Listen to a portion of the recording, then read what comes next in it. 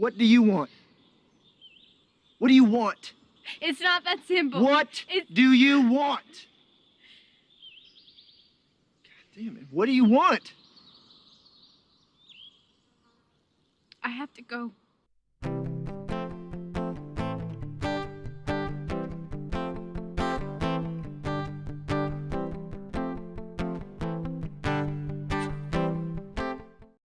What do you want? Well, I can't tell you how many times I've asked that question. You see, as an organizational facilitator, counsel, and coach, oftentimes my starting block is asking that question. What do you want? Because as a facilitator, my job is to help them get what they want and try to make it an easier journey for them. What do you want? Well, I can tell you, I had a whole slew of different responses to that question. I can remember one time being at a executive level offsite with a CFO who had become the CEO over the past couple months before the meeting. And I asked him, what do you want? I actually asked the whole team, but he was the one that spoke out first. He said, I wanted to bring the organization to an IPO within 2 years. Interesting. See, he was operating from the framework of a CFO. He didn't for a moment ask any of the group what they wanted. So it wasn't about his team.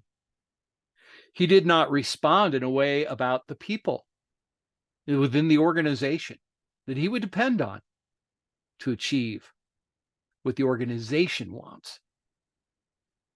He didn't think about the customer. He didn't think about the community. It was a very, very narrow response to that question. Oftentimes people ask for clarification. He didn't. I can remember a number of times that I had asked teams, what do you want?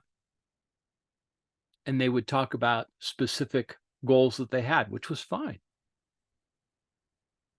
My job was to make sure that we also made the job easy, not to put more work on the people who had to uphold this want, right? And then I remember another time, I was visiting a client in LA. It was a Friday. Friday traffic in LA.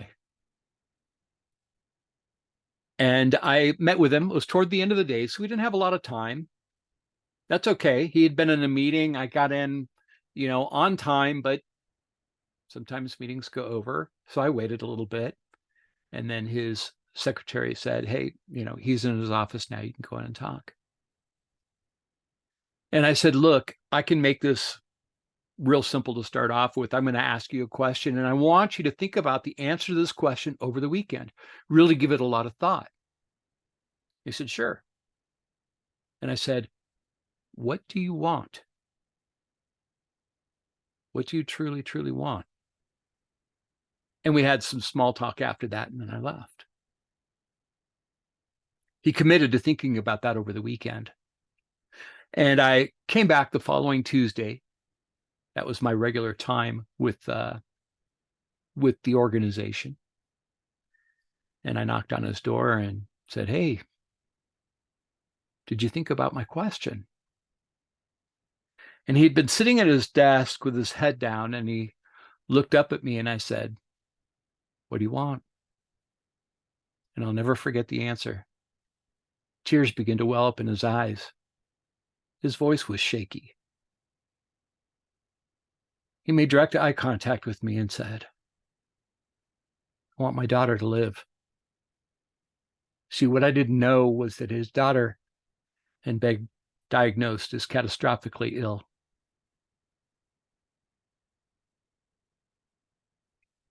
That was the most honest and sincere response to that question I'd ever heard in my life. Unfortunately, there was nothing that I could do really to make a difference with his daughter.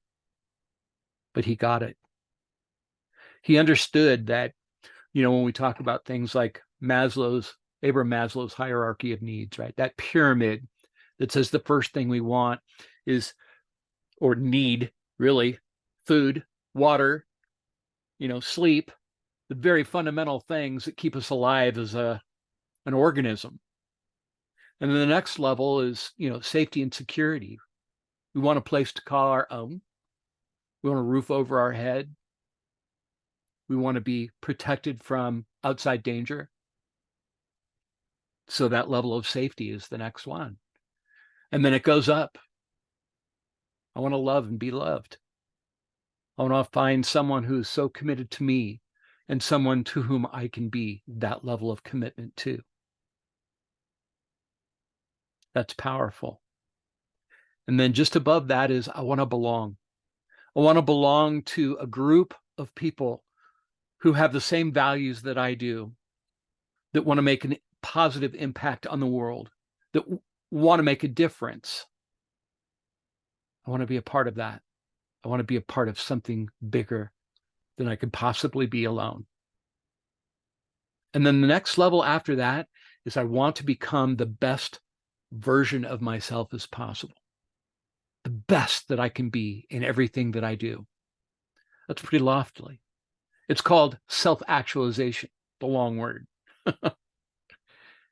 But then I heard a story that when Abraham Maslow was in the hospital on his deathbed and his son was sitting beside him, he turned to his son and said, something, I left an important part of that pyramid out. And that's legacy. Leaving something behind that makes the lives of the people better than they were. To leave this world in a better place than when I found it. And there's part of ego tied up in that from the standpoint of there's a saying that no one truly dies until the last person who remembers them forgets. So I ask you the question, what do you want? What do you truly, truly want? That's the question that I'm going to leave you this week to write in your journal.